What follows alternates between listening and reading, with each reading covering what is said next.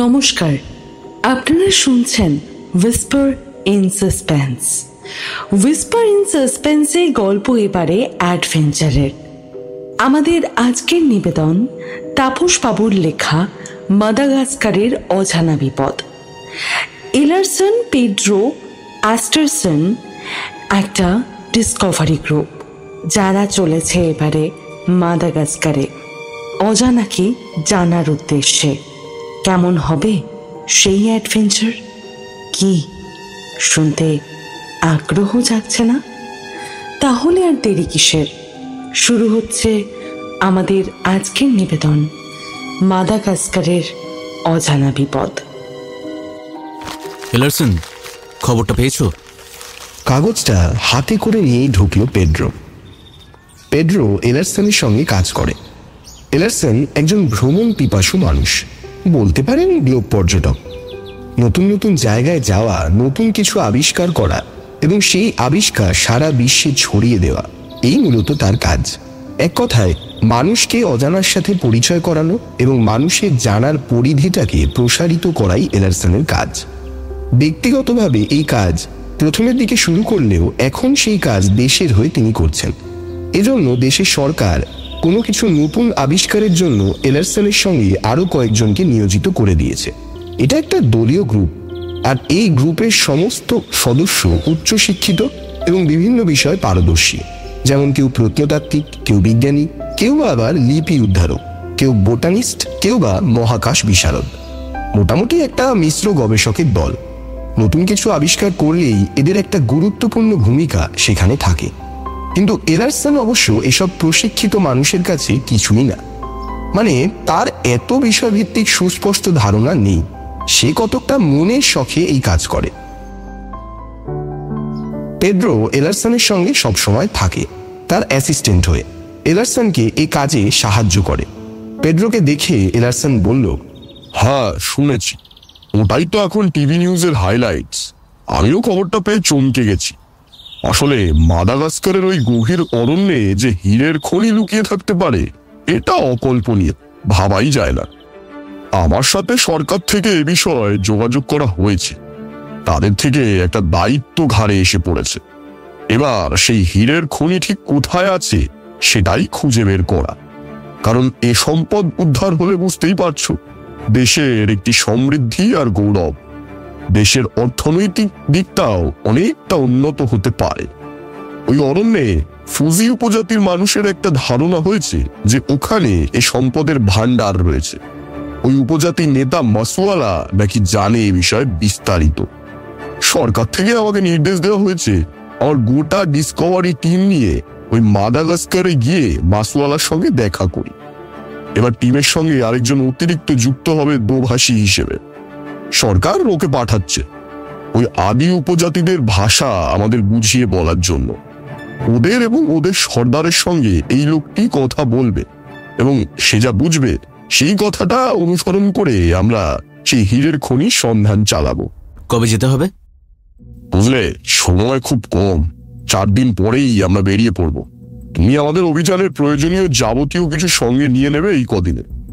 আত্মরক্ষার সমস্ত সরঞ্জাম, গভীর ঘন জঙ্গল, সূর্যের আলো সেখানে পৌঁছাই না, দিনের বেলায় গভীর রাত, লেজার লাইটের ব্যবস্থা যেন অবশ্যই থাকে। আরো প্রয়োজনীয় কিছু নেবার হলে যোগাযোগ করে তোমাকে জানিয়ে দেব। পেড্রো যে কোনো অভিযানে প্রয়োজনীয় জিনিসপত্র এলারসনের নির্দেশে মজুত রাখে। এভাবেই পেড্রো এলারসনকে সকল অভিযানে সাহায্য করে। ঠিক আছে, তাহলে আমি তৈরি হইনি এই কদিনে। খাবার জিনিস কতদিনের জন্য নেব? পেড্রো প্রশ্নটা করে বসল। খুব গুরুত্বপূর্ণ একটা প্রশ্ন করেছো। দেখো, খাবার জিনিস বলতে পানীয় লিকুইড জাতীয় জিনিস এবার সঙ্গে নেবে। যে লিকুইড শরীরকে চাঙ্গা করে, তেমন কিছু, শক্তি বাড়ায় আর কি। আর কিছু খাবার স্ন্যাক্স জাতীয় নিয়ে নিও। মোটামুটি 10 থেকে 12 দিনের রসদ নিয়ে নাও।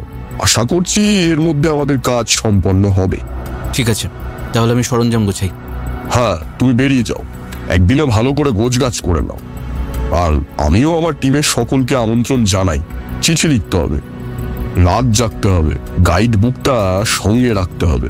কখন কি বিপদ আসে, গাইড বুক আমাদের তখন অনেকটা সাহায্য করতে পারে। পেড্রো বেরিয়ে গেল।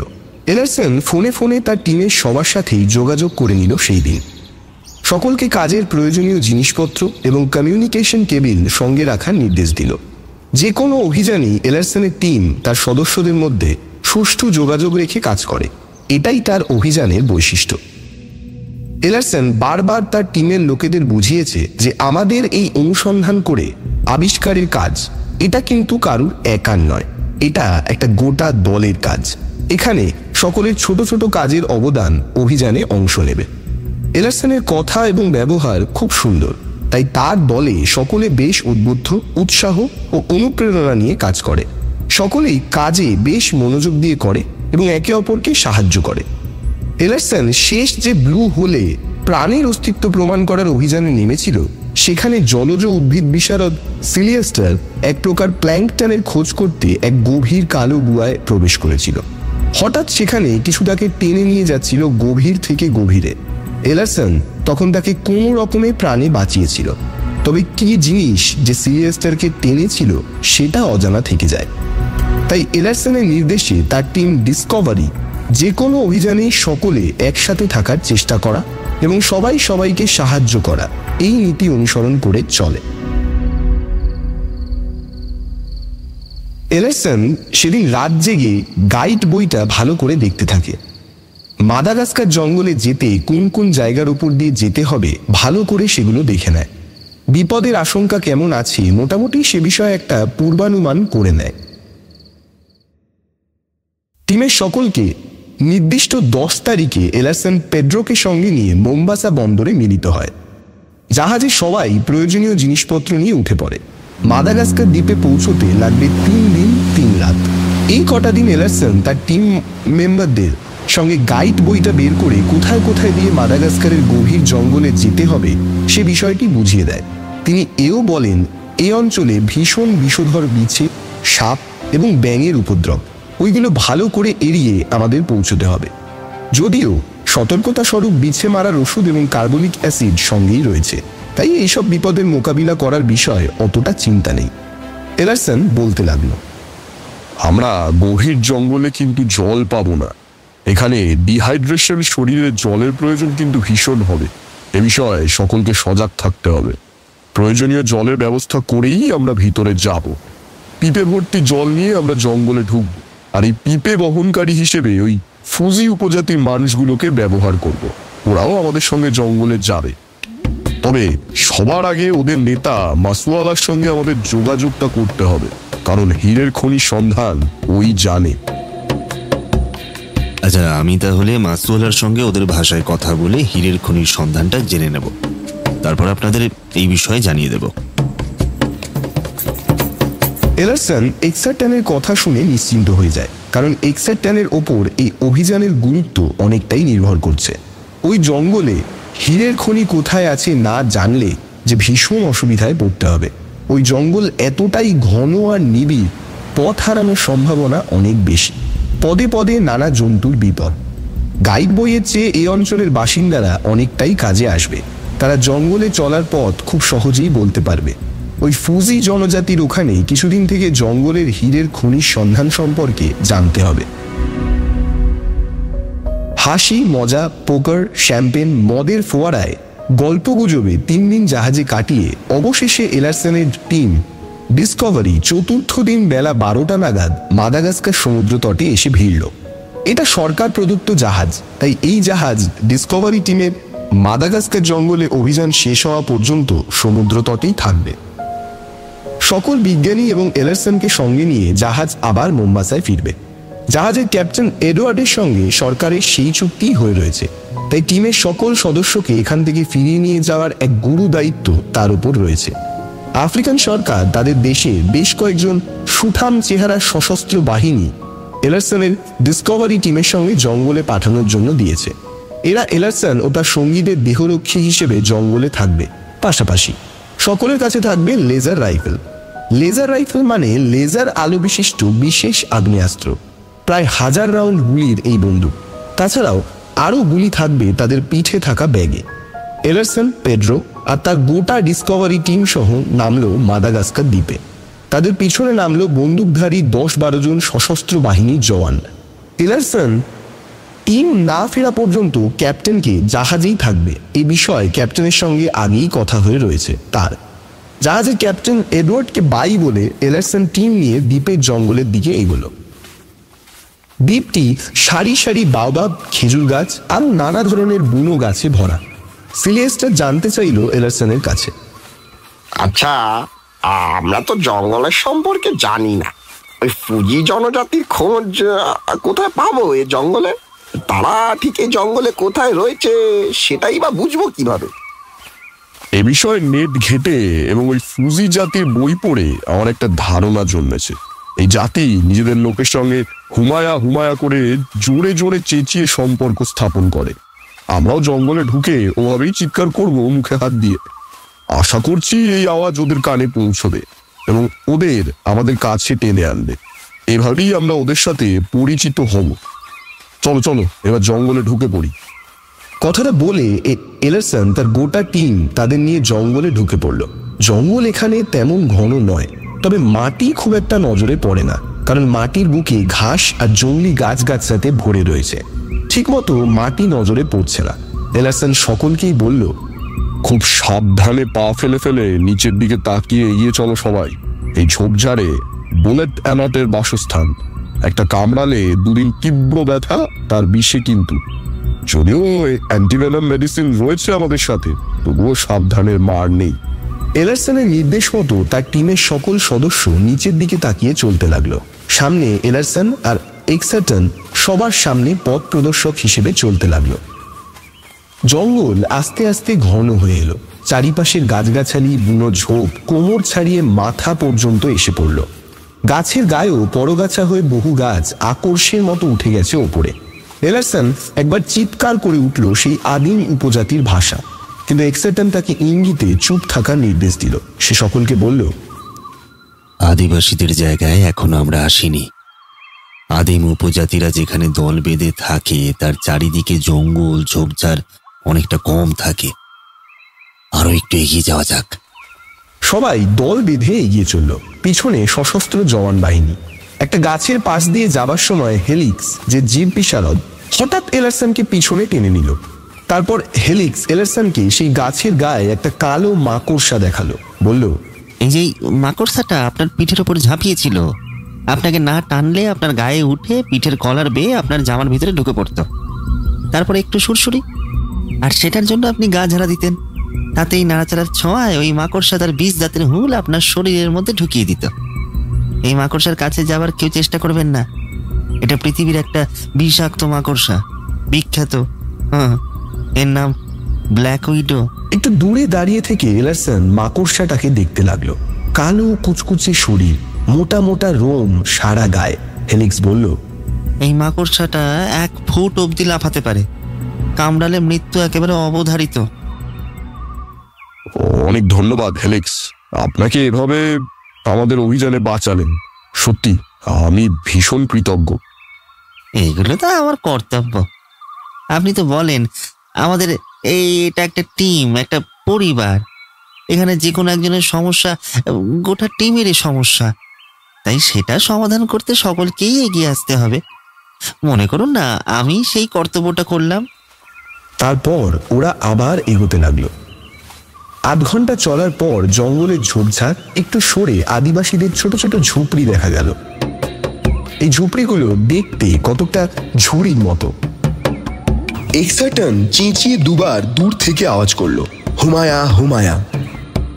সেই ঝুপড়ি থেকে বেশ কিছু মানুষ হাতে বর্ষা, তীরধনুক নিয়ে বেরিয়ে দাঁড়ালো। কয়েকজন জবাব দিল। এক্সারটন দলের সব লোককে বলল, আমরা বুঝি উপজাতির ডেরায় এসে গেছি, ওই যে ওরা, চলো ওখানে। এলারসন বলল, কিন্তু ওদের হাতে বর্ষা, তীরধনুক, ওরা আমাদের আক্রমণ করতে পারে তো। আমরা সবাই তো ওদের কাছে অচেনা। এক্সারটন বলল, আপনারা সবাই নিশ্চিন্ত থাকুন, ওরা আর আক্রমণ করবে না, কারণ ওদের ভাষায় আগেই ওদের সঙ্গে কথা হয়ে গেছে। এই উপজাতির বিষয়ে আমার অগাধ ধারণা। এরা এদের ভাষায় কথা বলা মানুষদের কখনো আক্রমণ করে না। এমনকি এরা মানুষের মাঝে শত্রু ও মিত্র চিনতে এই হুমায়া শব্দটা করে।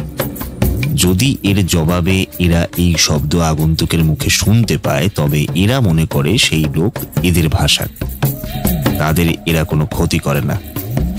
কিন্তু যারা এই হুমায়া শব্দ বুঝতে পারে না, তাদের এরা মেরে ফেলে। এরা যেমন বিশ্বাসী তেমন আবার রাগীও। এদের গায়ে অসুরের মতো শক্তি, ভয় ডর এদেরও আছে। এরা প্রেতাত্মায় বিশ্বাস করে।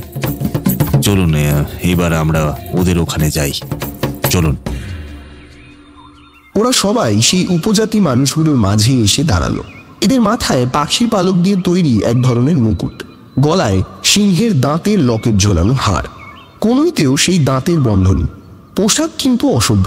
মেয়েদের বুকে রয়েছে নারকোল পাতার আবরণী, আর কোমর জুড়ে তাল পাতার আবরণ। পুরুষের শরীরে কোমর জুড়ে গোল করে ঘিরে আছে নারকোল পাতার আবরণ। এক্সাটন ওদের মাঝে একটা লোকের সামনে গিয়ে বলল, ওবালা পিবি বেলা। লোকটা তার জবাবে 3 বার বলল, হুতামামি পুলে, হুতামামি পুলে, হুতামামি পুলে। সোমারা পিবি, উলালু পিবি, উলালু পিবি। সামনে একটা ঝুপড়ির দিকে হাত দেখিয়ে আদিবাসী লোকটা বলল, হেবা পুলে।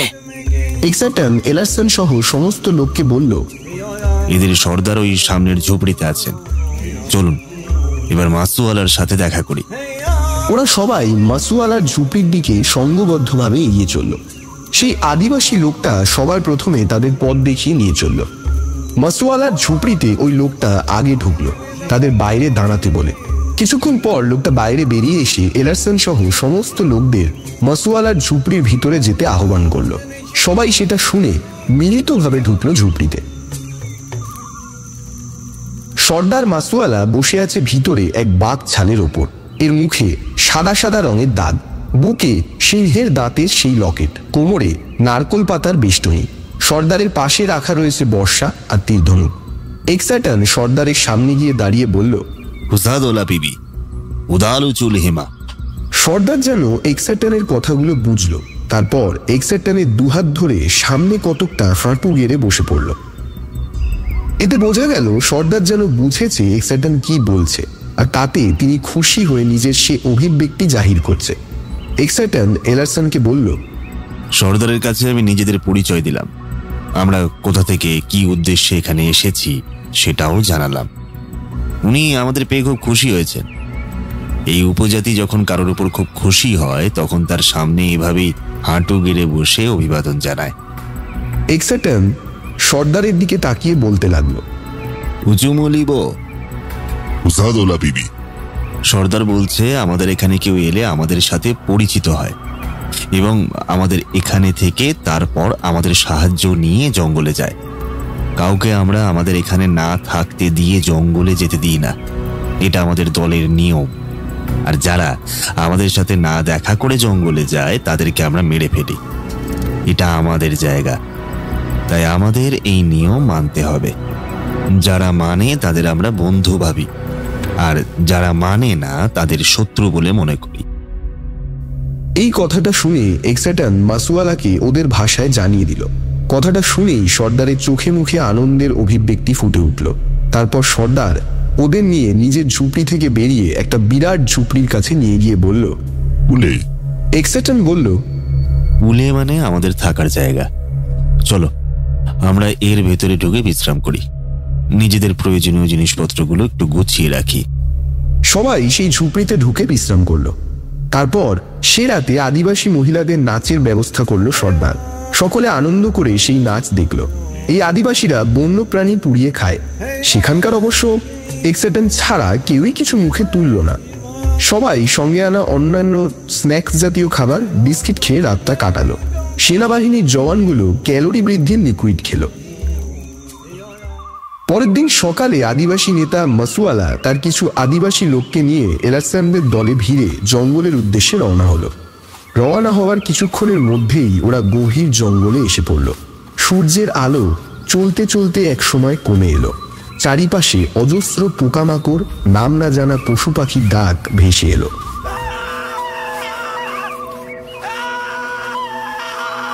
কিছুক্ষণ পর দলের পিছন থেকে একটা চিৎকার ভেসে এলো। দেখা গেল এক সেনা জওয়ান গলায় হাত দিয়ে মাটিতে পড়ে চিৎকার করছে আর হাত পা ছোড়াছুড়ি শুরু করে দিয়েছে।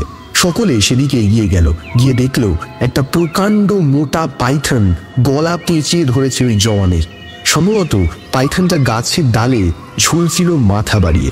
সেই ডালের নিচ দিয়ে যাবার সময় ওই জওয়ানের গলা পেঁচিয়ে ধরে। সর্দার সেই পাইথনকে নিজের হাতে ধরে ছুঁড়ে দূরে ফেলে দেয় এবং সকলকে চারিপাশে চোখ রেখে সাবধানে এগোবার নির্দেশ দেয়। জঙ্গল বেশ ঘন, দিনের বেলায় যেন সেখানে চিররাত্রি বিরাজিত, কিছুই ভালো করে চোখে পড়ে না।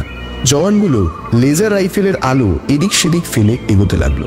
সর্দার বলল, এই জঙ্গলে বাঘ সিংহ নেই, তবে এমন জিনিস আছে তারা অনেক ভয়ঙ্কর। বাঘ সিংহ হচ্ছে ভয়াবহ আর কি হতে পারে? সবাই এই নিয়ে ভাবতে লাগলো। এলারসন মনে করলো সর্দার বুঝি এখানে ঝোপের আড়ালে লুকিয়ে কাকড়া বিছে, তেঁতুল বিছে, বিষাক্ত মাকড়সা, পিঁপড়ে, ব্যাং এইসবেরই কথা বলছে। ওরা এগিয়ে চলল চারিদিকে তাকাতে তাকাতে। এলারসনের পুরো টিম টর্চের আলো ফেলে ফেলে এগোচ্ছে। সর্দারের লোক কিন্তু অন্ধকারের মধ্যে দিব্যে হেঁটে চলেছে। এরা এখানকার বাসিন্দা, এরা তো আর আধুনিক মানুষের মতো উন্নত নয়, তাই এদের মনে হয় জঙ্গলে চলাফেরার অভ্যাস আছে। হঠাৎ এক জায়গায় সম্পূর্ণ জঙ্গল নিরিবিলি নিস্তব্ধ হয়ে গেল। কোনো পশু পাখির কোলাহল, এমনকি পোকামাকড়ের ডাক পর্যন্ত শোনা গেল না। জঙ্গল হঠাৎ এমন রূপ বদলালো কেন? সবাই বেশ আতঙ্কিত হয়ে পড়ল। এগোতে এগোতে হঠাৎ চারপাশে যেন মাঝে মাঝে কিছু অদ্ভুত ধরনের শব্দ ভেসে এলো। শব্দগুলো যেন উপর থেকে ভেসে আসছে। উপরের দিকে বন্দুকের আলো ফেলে সেই সেনাদল দেখতে লাগলো, কিন্তু তারা ওপরে গাছের ডালপালা, ঝুড়ি এসব দেখতে পেল। এলারসন এক্সাইটনকে বলল, এটা কিসের আওয়াজ হচ্ছে বলো তো? মাঝে মাঝে আওয়াজগুলো যেন আমাদের ঘিরে ধরে আছে। ওরা এগিয়ে চলল। জঙ্গলের রূপ এবং অন্ধকার একটা গা ছমছমে পরিবেশ তৈরি করে রেখেছে। সকলের মনেই আশঙ্কা, এই বুঝি কোনো বিপদ হলো। হঠাৎ একটা মিষ্টি গন্ধ চারিদিক থেকে সকলের নাকে এসে লাগলো। এমন সুন্দর গন্ধ যেন বিভোর করে দিয়েছে। গন্ধটা কিছুটা এগোনোর সাথে অনেকটা বেড়ে গেল। এটা কিসের গন্ধ? কোনো জানা ফুলের তো এমন গন্ধ হয় না। নির্ঘাত কোনো অজানা ফুলের গন্ধ, যেটা আরো জোরালো হয়ে উঠল। ঠিক তখনই সর্দার থমকে থেমে বলল, সবাই সাবধান, আর এগোনো সম্ভব নয়। কেন? জঙ্গলে তো রাস্তা দেখা যাচ্ছে, জঙ্গল তো এখানে অতটা ঘন নয়। তবে সর্দার কেন সকলকে দাঁড় করালো এ জঙ্গলের মাঝে? এখানে কি বিপদ রয়েছে যে সর্দার এখানে থামতে বলল? প্রশ্নের কৌতূহলটা থেকেই গেল। সর্দার সেখানেই তাঁবু খাটানোর নির্দেশ দিল। পেড্রো এলারসনের গোটা টিম খুব কাছাকাছি কয়েকটি তাঁবু সেখানে খাটিয়ে নিল। সর্দার একটা তাঁবুতে সম্পূর্ণ আলাদা রইল তার জনা কয়েক লোক নিয়ে। তবে তিনি সকলকে সাবধান করে দিলেন যে রাতে তাঁবু ছেড়ে যেন বেশি দূরে কেউ একা না বেরোয়। সব সময় একজনকে সাথে করে তবেই বাইরে যায়। সর্দারের নির্দেশিকা মেনে সবাই সবার তাঁবুতে ঢুকে গেল। এলারসন আর পেড্রো এক তাঁবুতে থাকলো। যে কোনো অভিযানেই এলারসন সর্বদা পেড্রোর সাথে একই তাঁবুতে থাকে, এখানেও তাই। চারিদিক একেবারে থমথমে, এখানে কোথাও কোনো আওয়াজ নেই। জঙ্গলের পশু পাখিরাও যেন এখানে চুপ করে কোনো অজানা বিপদের অপেক্ষা করছে বলে মনে হচ্ছে। সেই রাতে সবাই তাঁবুতে ঘুমিয়ে পড়ার পর এলারসনের চোখে ঘুম আসে না, সে জেগে থাকে। আর গন্ধটা এখন অনেক কম আছে। গন্ধটা অনেকটা ক্লোরোফর্মের মতো। এর সুবাসে যেন মন মাতাল হয়ে যায়, মাথা ঘোরে। চারিপাশে নিথর নিস্তব্ধতা বিরাজিত। এলারসনের মনে কেবল একটাই ভাবনা, এই স্থানে কেন কোনো পশু পাখি নেই? এতক্ষণ এখানে আসা পর্যন্ত তারা অনেক পশু পাখি দেখেছে, শুধুমাত্র এই স্থানে প্রবেশ করেই আর তারা কিচ্ছু দেখতে পায়নি। জঙ্গল যেন এখানে শান্ত হয়ে গেছে। পশু পাখি সব তাদের শব্দ হারিয়ে ফেলেছে। হঠাৎ এলারসন একটা খসখস আওয়াজ শুনতে পেল। আওয়াজটা খুব একটা বেশি দূরে নয়। হাতে টর্চটা নিয়ে এলারসন তাঁবু ছেড়ে বাইরে বেরিয়ে এলো। তারপর আওয়াজের উৎস অনুযায়ী টর্চটা সামনে দূরে একটা গাছের ওপর ফেললো। গাছের ওপরটাতে বড় গাছাতে একেবারে ছেয়ে গেছে, মানে অন্য গাছ। সে গাছকে জড়িয়ে ওপরে উঠেছে। টর্চের আলোতে কতকটা সাপের মতো একটা সরু ফুটোর মতো কিছু একটা নড়ে চড়ে আবার গাছের ওই ওপরে ঘন সন্নিবিষ্ট পরগাছাতে ঠাসা গুল্ম, পাতা আর আকর্ষের মধ্যে মিশে গেল। যদিও ভালো করে বোঝা গেল না জিনিসটা। এলারসন ওই গাছটার দিকে এগিয়ে গেল টর্চটা নিয়ে। গাছের এখানে সেই ক্লোরোফর্মের গন্ধটা বেশ তীব্র, তবুও সে ভালো করে গাছটি দেখতে লাগলো। এই গাছের নিচটাও ঘন ঝোপে আবৃত, গাছের মাথাটাও তেমন। হঠাৎ পিছন থেকে জীববিশারদ হেলিক্স এসে এলারসনের পিছনে দাঁড়ালো। সে বলল, কি এলারসন, তুমি এত রাতে তাঁবু ছেড়ে এই জঙ্গলে? তুমি কি সর্দারের নির্দেশ মানো না? এখানে আমাদের সর্দার কোথাও একা একা বেরোতে মানা করেছে, আর তুমি তাঁবু ছেড়ে এখানে চলে এসেছো? এই জঙ্গল একদম অজানা আমাদের কাছে। কত বিচিত্র রকমের প্রাণী জীব এই জঙ্গলের আনাচে কানাচে ছড়িয়ে আছে, তুমি তো জানো। হয়তো এর মধ্যে কিছু প্রাণীর অস্তিত্ব সায়েন্স জানতে পেরেছে, বাকি অজানার অতল গহ্বরেই আবদ্ধ হয়ে আছে। চলো চলো তাঁবুতে যাওয়া যাক। খুব আগ্রহের সুরে কথাগুলো বলে হেলিক্স। সামনের গাছে টর্চের আলোটা ফেলেই এলারসন বলে, না হেলিক্স, আসলে আমি একটা আওয়াজ পেয়ে তাঁবু ছেড়ে এখানে এসে উপস্থিত হয়েছি। কিসের আওয়াজ? কি শুনেছ? হ্যাঁ, কি শুনেছ? এই যে সামনেই গাছটি দেখছো? হ্যাঁ, গাছটি দেখছি, আর সেই সাথে সেই চেনা ক্লোরোফর্মের গন্ধটাও পাচ্ছি এখানে। হ্যাঁ একদমই। আসলে আমি যে আওয়াজ পেয়েছি সেটা মনে হয়েছে গাছের গায়ে দেখবে যখন সাপ আঁকড়ে চলে, ঠিক তেমনি একটা কিছু গাছের গায়ে, মানে গাছের ডালের ওপর চলছে। আর ডালের ওপর ঘস ঘস আওয়াজটা এই যে গাছের ওই ওপরে দেখো তাকিয়ে, ওই যে ওই পরগাছা ডালপালা পাতায় ঘেরা ওই স্থান থেকেই হয়েছিল। আর আমি স্পষ্ট দেখেছি টর্চের আলো ফেলে ওখানে ওই ঝোপের আড়ালে সাপের মতোই লম্বা লম্বা সরু কিছু ঢুকে যেতে। ওরে বাবা, তুমি যা বলছো তা তো বেশ ভয়ঙ্কর ঘটনা। এখানে কত প্রজাতির সাপ আছে জানো? বোয়া সাপের নাম শুনেছ? পাইথনের মতো অত বড়, পেঁচিয়ে ধরলে ছাড়ানো খুব মুশকিল। ওই সাপের শরীরে এমন জোর, তার পেঁচানোর শক্তিতেই শরীরের হাড় ভেঙে যেতে পারে। আমি বেশ কিছুদিন আগে একটা আর্টিকেল পড়ছিলাম, তাতে এই সাপের বিষয়ে পড়েছি। অ্যামাজনের জঙ্গলে এই সাপ একটা উপজাতির লোকের উপর আক্রমণ করেছিল। সাপের পেট থেকে লোকটার দেহ উদ্ধার হয়েছিল, গিলে খেয়েছিল ওই সাপটা। এটা পৃথিবীর সব থেকে বড় সাপ, এমনকি যে সাপকে আমরা আপাতত বড় বলে জানি, মানে অ্যানাকন্ডা, এই সাপটা নাকি এর থেকেও অনেক অনেক বড়। টাইটানো বোয়া বিলোপ হয়ে গেলেও সায়েন্স কিন্তু মনে করে হয়তো ওই সাপের প্রজাতি বা ওর মতো ওই সাপ বা ওর মতো ওই সাপের পরবর্তী প্রজন্ম এখনো কোথাও না কোথাও বেঁচে থাকতে পারে। বেশ কিছুদিন আগে ইজিপ্টের এক গুহায় এমনি একটা বিরাট সাপের ফসিলস পাওয়া গেছিল। আমিও সেখানে গিয়েছিলাম। দৈর্ঘ্য প্রায় 70 ফুট চওড়া, 25 ফুট তো হবেই। সে ফসিলসদের ছবি তোমাকে পরে দেখাবো, দেখবে তখন। এখন আর এখানে থাকাটা নিরাপদ নয়, চলো তাঁবুতে ফিরি। রাত অনেক গভীর। ওরা সেখান থেকে ফিরে আসার জন্য তখন সবে মাত্র পিছু ফিরেছে, আর ঠিক তখনই আবার সেই শব্দটা গাছের উপর থেকে ভেসে এলো। আর তারপরই ধপ করে ওই উপর থেকে তাদের পায়ের সামনে কিছু একটা পড়লো। দুজনেই টর্চের আলো সেদিকে ফেললো। তারা দেখতে পেল একটা বাঁদর, শরীরটা প্রায় অর্ধ গলিত, শরীরের মধ্যে লালা থুতুতে ভরে আছে। কতকটা যখন আমরা মুখ থেকে গিলে ফেলা খাবার বমি করে বের করি, তখন সেই খাবারটাতে যেরকম লালা থুতুতে মেশানো হয়, ঠিক সেই রকম। এই বাঁদর সম্ভবত কোনো প্রাণীর শিকার হয়েছিল, আর তার মুখ থেকেই এটা নিচে নিক্ষিপ্ত হয়েছে। মানে বলতে চাইছো এটা যে খেয়েছিল সে উগড়ে দিয়েছে? হ্যাঁ, একদম সঠিক। এত বড় বাঁদরকে গিলে খাচ্ছিল। তবে কি বোয়া জাতীয় কোনো বিষধর সাপ? গাছের ওপরে খচখচানি শব্দটা আবার হলো, কিন্তু এলারসনের টর্চটা নিভে গেল ঠিক তখনই। অনেক নারীও সেটা আর জ্বলল না। ব্যাটারি আছে যথেষ্ট, কিন্তু সেই সব তো তাঁবুতে। ক্লোরোফর্মের গন্ধটা তীব্র হয়ে উঠল আবার। হেলিক্সের ধরা গাছের ওপরে সেই বৃত্তাকার টর্চের জোরালো আলোতে ওপরের ঝোপের ডালপাতাগুলো নড়ে উঠল। মনে হলো ওর ভিতর দিয়ে কিছু যেন চলাফেরা করছে। হেলিক্স সেখান থেকে টর্চের আলো নামিয়ে এলারসনকে বলে উঠল, এলারসন, তাড়াতাড়ি চলো তাঁবুতে।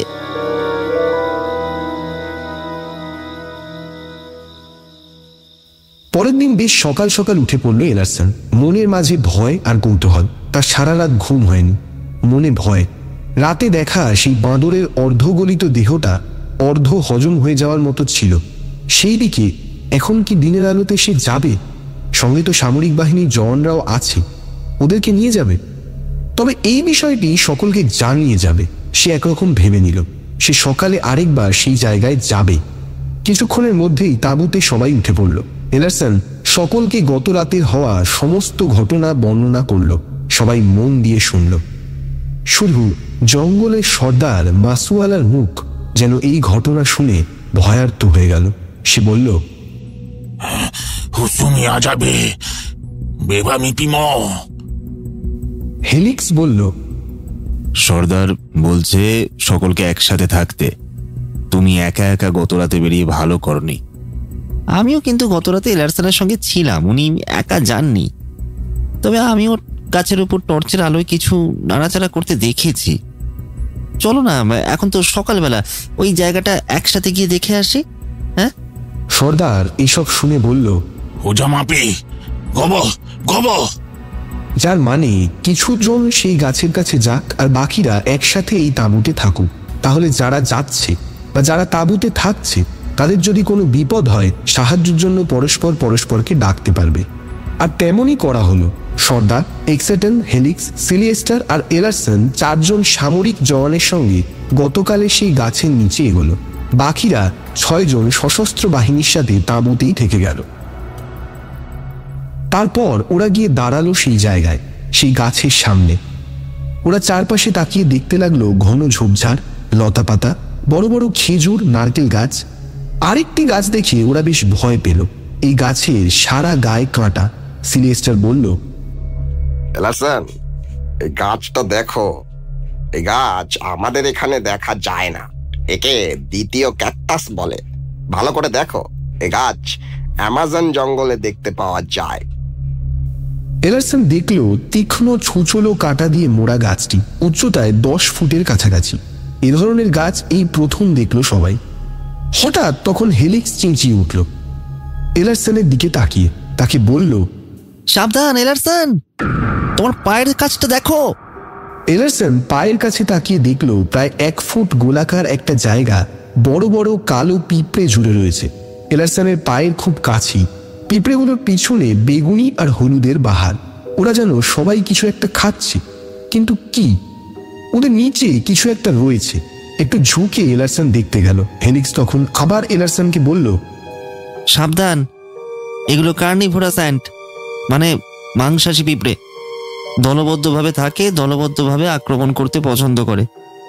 এরা কয়েক লাখ পিঁপড়ের সাথে সহাবস্থান করে। কিন্তু ওরা কিসের ওপর এভাবে জড়ো হয়েছে বলো তো? সেটা তো বোঝা যাচ্ছে না। এক কাজ করো, আগুন জ্বালিয়ে দাও ওদের ওপর। এলারসন তার লাইটার বের করে একটা বড় শুকনো পাতা জোগাড় করে ওর ওপর আগুন জ্বালিয়ে দিল।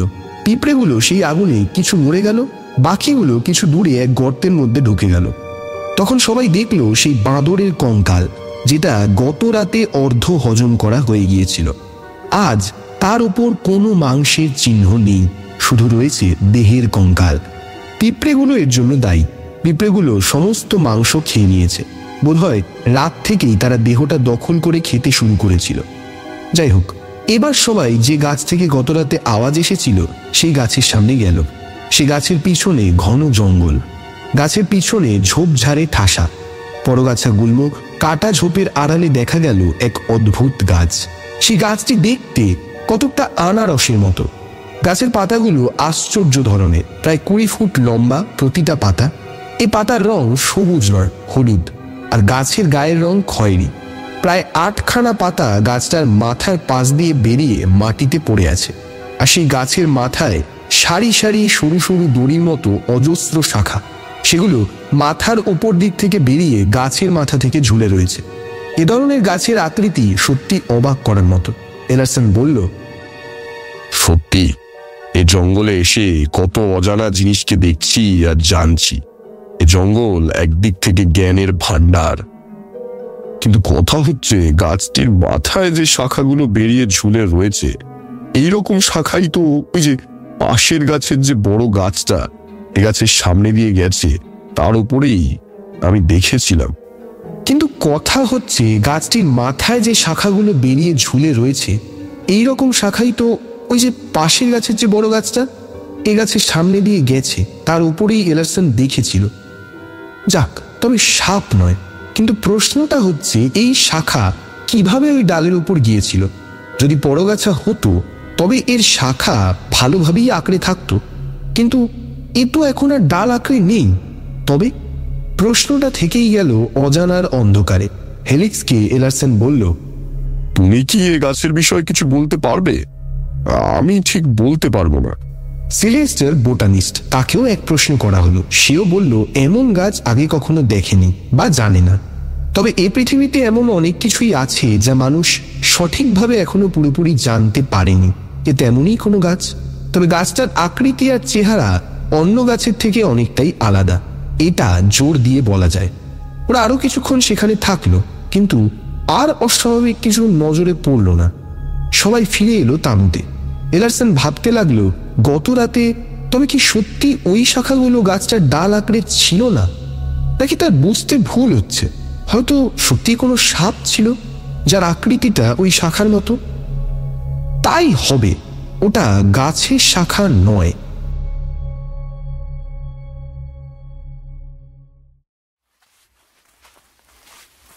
এলারসন এগিয়ে চলল আবার তাঁবুতে। দলের সকলেই তাকে অনুসরণ করলো। হেলিক্স তাকে বলল, তোমার পায়ের সামনে যে পিঁপড়ের দল তুমি জোট অবস্থায় দেখেছিলে, ওগুলোকে ডরাইভার অ্যান্ট বলে। এরা সংখ্যায় লক্ষ লক্ষ একসাথে থাকে। এরা চলাফেরা করে, এদের সাধারণত কোনো স্থায়ী বাসা থাকে না। মাটিতে মাঝে মাঝে গর্ত করে কিছুদিনের জন্য থাকে। এরা সাধারণত ওই যাযাবর জাতীয়, এক জায়গা থেকে অন্য জায়গায় ঘুরে বেড়ায়। কিন্তু এদের চলার পথে যদি কোনো প্রাণী এসে পড়ে তবে তাকে মুহূর্তের মধ্যে খেয়ে নিঃশেষ করে ফেলতে পারে এরা। এদের মুখের সামনে যে দুটো সুর, ওই সুর এদের মাংসের গন্ধের সুবাস দেয় অনেকটা দূর থেকে, এবং সেই সুবাসে এরা ছুটে চলে সেই মাংসাশী প্রাণীর দিকে বা নিকটে, তারপর তাকে ছিঁড়ে ফুঁড়ে খেয়ে ফেলে। এদের ধারালো দাঁড়া মানুষের গায়ের চামড়া কেটে দিতে পারে মুহূর্তের মধ্যে। তাহলে তো আমাদের সাবধানে চলতে হবে। হ্যাঁ, অবশ্যই। এই মাদাগাস্কার জঙ্গলে অনেক অজানা প্রাণী রয়েছে। তাদের মধ্যে মানুষের ক্ষতি সাধন কে করতে পারে সেটাও অজানা। প্রতি পদে পদে আমাদের বিপদ, সাবধানে এগিয়ে চলতে হবে। সবাই চোখ কান খোলা রেখে সামনের দিকে তাকিয়ে, এমনকি পায়ের দিকে তাকিয়ে চলতে হবে। এক্সাটন সর্দারের সঙ্গে একেবারে পিছনে পিছনে আসছিল। এক্সাটন চেঁচিয়ে বলে উঠল, সর্দার আমাদের এখান থেকে তাঁবু গুটিয়ে সামনে এগোতে বলছে। চলো তবে আমরা এই মুহূর্তে রওনা দিই। বেশ কিছুটা সামনে নিকুড়া গুহা। আজ আমরা ওই পর্যন্ত এগিয়ে যাই। এই নিকুড়া গুহার খুব কাছেই রয়েছে হীরের খনি। সর্দার সেটাই বললেন। সামনে বুনো ঝোপঝাড় একেবারে মুখের সামনে এসে পড়ছে। সেগুলো সর্দারের লোক তাদের বল্লম আর দা কাটারি দিয়ে কাটতে কাটতে এগিয়ে চলেছে পথ ধরে। এখন সর্দার আর তার দলবলের লোক আগে আগে চলেছে, পিছনে এলারসন তার টিমের সাথে। শুধু সর্দারের সঙ্গে রয়েছে এক্সাটন, পিছনে রয়েছে বন্দুকধারী সশস্ত্র জওয়ান বাহিনীর লোক। হঠাৎ কাটারি দিয়ে বুনো ঝোপ কাটতেই ওপর থেকে ঝুলে পড়লো একটা গুল্মলতা ঝুড়িয়াবিষ্ট একটা ব্যাগ। এলারসন সামনে গিয়ে দেখল, হ্যাঁ, ব্যাগ। এ ধরনের ব্যাগ অভিযাত্রী, অর্থাৎ যারা অভিযান করে বেড়ায় তাদের পিঠে থাকে। তারা এ ধরনের ব্যাগ পিঠে নিয়ে জঙ্গল কিংবা পাহাড়ে চড়ে। তার মানে এ ব্যাগ সংকেত দিচ্ছে এখানে তাদের আগে মানুষ এসেছে। কিন্তু কে? এ কি তবে এই হীরের খনির সন্ধান খুঁজতে এসেছিল? তবে কি এর কাছ থেকেই এই হীরের খনির সন্ধান পেয়েছে খবরের কাগজের মানুষ? বোধহয় তাই। কিন্তু এখানে এর ব্যাগ কেনই বা রয়েছে, আর কোথায় বা গেল এই লোকটা? ব্যাগটা খুলে দেখতে লাগলো সর্দার। সেখান থেকে বেরোলো টর্চ, ওয়াটার বোতল, একটা স্টেন গান, মানুষের পোশাক। সকলে ওপরে তাকিয়ে দেখল, ওপরে একেবারে জঙ্গল ঘেরা চাঁদোয়া। আকাশ ভালো করে নজরে পড়ে না। বেশ কিছুটা ওরা এগোলো। সেই ব্যাগটা এলারসন নিজের কাছে রাখলো। জঙ্গল এখানে বেশ ঘন, বারে বারে গায়ে হাতে পায়ে লতা পাতা পেঁচিয়ে যাচ্ছে। ওরা এসে পৌঁছালো এমন এক স্থানে যেখানে আশেপাশে ছড়িয়ে রয়েছে বিভিন্ন জীবজন্তুর খুলি, কঙ্কাল, অজস্র, অগুন্তি কঙ্কাল খুলি, যেন মনে হচ্ছে কেউ সেখানে জড়ো করে রেখেছে। কিন্তু এই গভীর জঙ্গলে ঠিক এই জায়গায় এত প্রাণীর কঙ্কাল কেন? সব প্রাণী তো আর এক জায়গায় এসে মরতে পারে না। ভীষণ সন্দেহ আর কৌতূহল সবার মধ্যে। সর্দারের চোখে মুখে একটা ভয়ের ভাব ফুটে উঠেছে, সেটা সকলে লক্ষ্য করল। তবে কি সর্দার কোনো অমঙ্গলের আভাস পাচ্ছেন? উনি তো এই জঙ্গলে নারী নক্ষত্র জানেন। ওই জঙ্গলে কোনো আসন্ন সম্মুখীন বিপদ থাকলে তা উনি আগে টের পাবেন। হঠাৎ সর্দার বলে উঠলেন,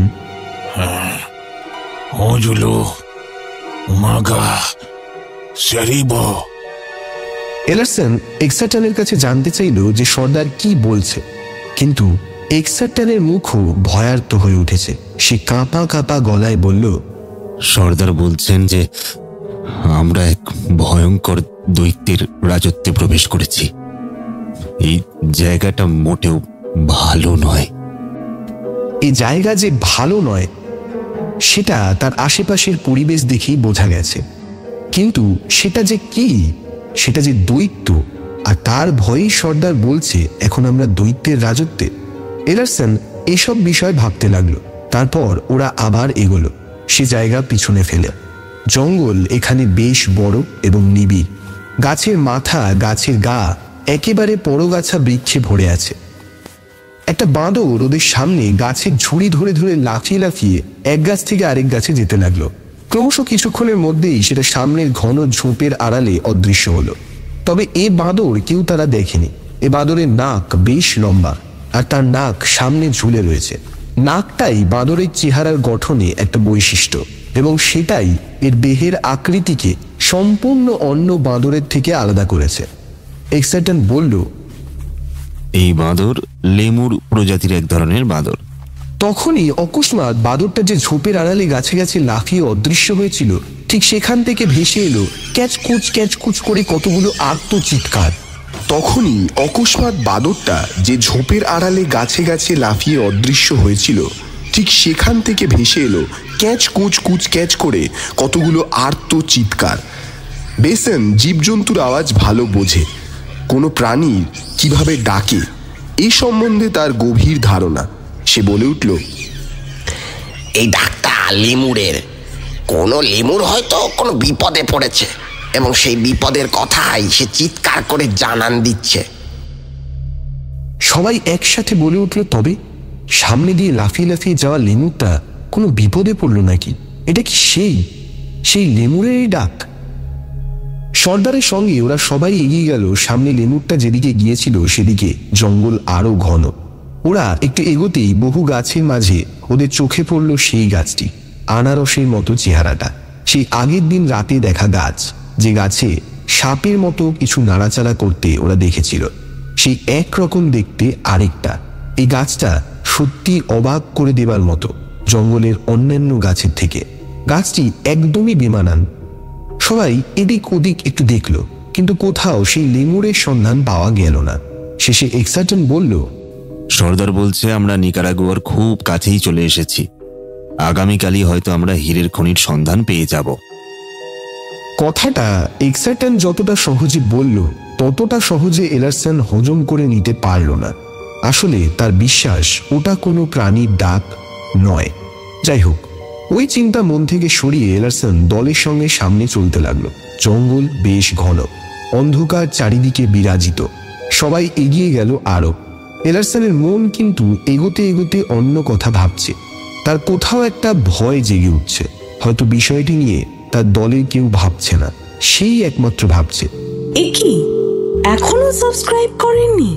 এখনো সাবস্ক্রাইব না করে থাকলে কিন্তু পস্তাবেন। আসলে এই জঙ্গলে কোনো প্রাণীর সঙ্গে ওই আনারসের গাছটার একটা সম্পর্ক আছে। না মানে যেখানেই তারা কোনো প্রাণীর অস্তিত্ব খুঁজে পাচ্ছে, তার আশেপাশে এই গাছটিকে দেখা যাচ্ছে। এটাই তাকে বেশ ভাবাচ্ছে। তবে এই জঙ্গলে যে কোনো ভয়ঙ্কর মাংসাশী কিছু আছে, এটা একেবারেই জোর দিয়ে বলা যায়।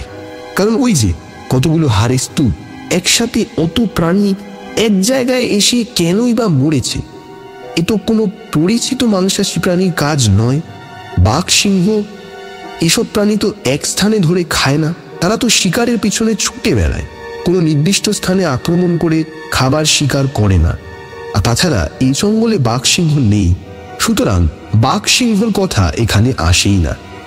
আর কোনো প্রাণী তো এক জায়গায় থেকে সেখানেই শিকার করে না, যে কোনো প্রাণী শিকারের পিছনে ধাওয়া করে শিকার করে। যদি ধরেও নিই যে এটা কোনো মাংসাশী প্রাণীর কাজ, তবে প্রাণীটি নড়াচড়া করতে পারে না, এক জায়গায় থেকে এক জায়গাতেই সমস্ত প্রাণীকে শিকার করে বেড়ায়। কিন্তু তেমন তো কোনো প্রাণীর কথা চোখে ভাসছে না, তবে কি হতে পারে? ভাবতে ভাবতে এলারসন এগোতে থাকলো। তারপর হঠাৎ সর্দার বলল, আজ আমরা এই স্থানে থাকবো, কাল এগোবো আরো। সে জায়গায় তাঁবু খাটিয়ে ফেলা হলো। এলারসন, এক্সারটন আর সর্দার এক তাঁবুতে থাকলো, বাকিরা আলাদা তাঁবুতে। সর্দার তার আদিম উপজাতির ভাষায় তার দলের সাথে কিছু কথা বলল।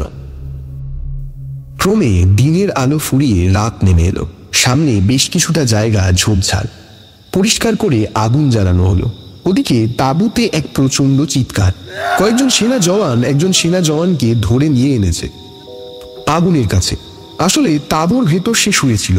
হঠাৎ গলায় তীব্র ব্যথা, জ্বালা আর যন্ত্রণা অনুভব করায় সে গলায় হাত দিতে গিয়ে দেখে এক কালো বিরাট জোক তার গলায় বসে রক্ত খাচ্ছিল। অন্য এক জওয়ান অবশ্য জোকটাকে গুলি করে মেরে দিয়েছে। এলারসন তার সহকারী পেড্রোকে তাঁবু থেকে রক্ত বন্ধ করার ওষুধ আর এক টুকরো তুলো স্পিরিট আনতে দিল। পেড্রো সেসব এনে দিল। এলারসন জওয়ানের গলার যেখানে জোক ধরেছিল সেখানটা স্পিরিট আর তুলো দিয়ে মুছে পরিষ্কার করে ওষুধ লাগিয়ে দিল। তারপর ওই জওয়ানকে তার তাঁবুতে নিয়ে গিয়ে শুয়ে বিশ্রাম করতে বলা হলো। এখানে মোট 7টি তাঁবু খাটানো হয়েছে গোল করে, আর মাঝের বৃত্তাকার অংশে গাছের কাঠ জোগাড় করে আগুনের একটা জায়গা করা হয়েছে। তাঁবুর চারিদিকে আগুনের মশাল পুঁতে দেওয়া হয়েছে নিরাপদের জন্য, কারণ আগুনকে অনেক জন্তু ভয় করে। এক কাপ কফি খেয়ে এক্সারটনের সঙ্গে কিছুক্ষণ গল্প করে এলারসন নিজের তাঁবুতে চলে এলো। সর্দার আর তার দলবলের বেশ কিছু মানুষ আগুনের একদিকে গোল করে বসে ওদের ভাষায় কিসব যেন কথাবার্তা বলতে লাগলো।